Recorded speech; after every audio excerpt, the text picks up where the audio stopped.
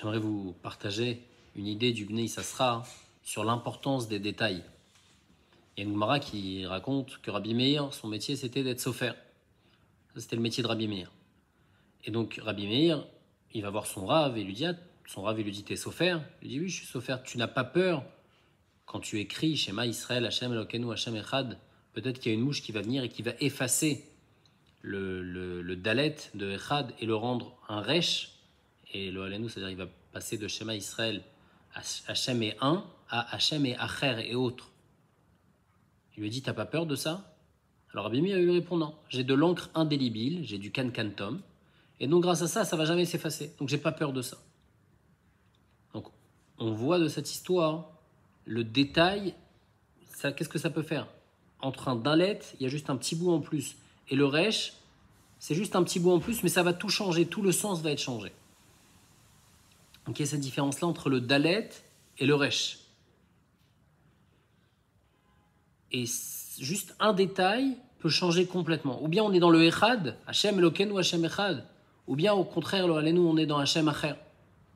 Donc l'importance du détail. Et il dit qu'il y a écrit dans Parashat Bereshit, une des malédictions de Adam Arishon, c'est Vekotz Vedardar Tatsmi Achlach.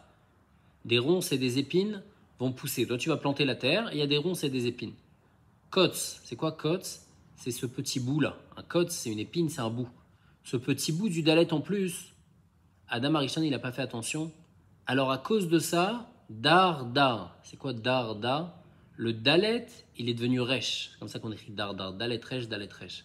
Si tu fais pas attention à ce kotz, alors dar, tatsmi achlar. Tu vas avoir ton dalet qui va devenir resh.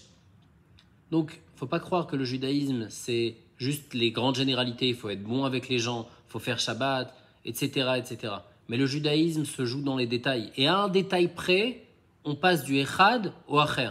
Et donc, à ce kotz, il faut être makpid à toutes les halachot comme kotzo shaliut, comme ce petit bout-là.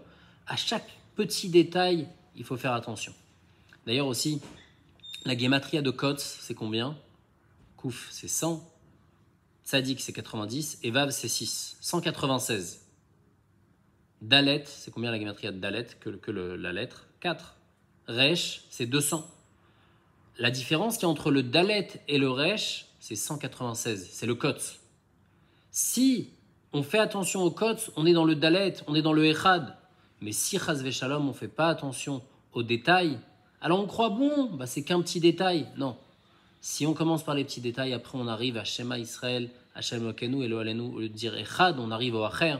Donc on ait le mérite vraiment d'arriver à être pointilleux dans tous ces détails-là, pour pouvoir réaliser son judaïsme comme il faut.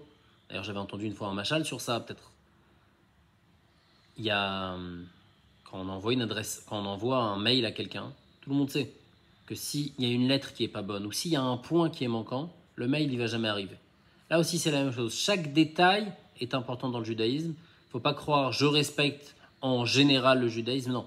Si on veut que notre judaïsme perdure, alors il faut être pointilleux sur les détails.